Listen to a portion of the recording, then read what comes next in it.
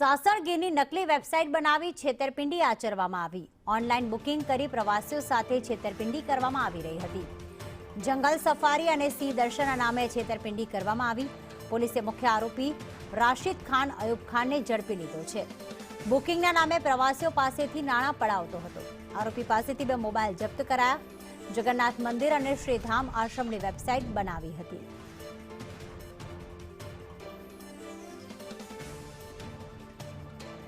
આ જે બનાવ હતો, જે ગુનો હતો, એનો મુખ્ય આરોપી રાશિદ ખાન અયુબ ખાન કે જે રાજસ્થાનના મેવાતનો છે, એને અટક કરવામાં આવેલ છે।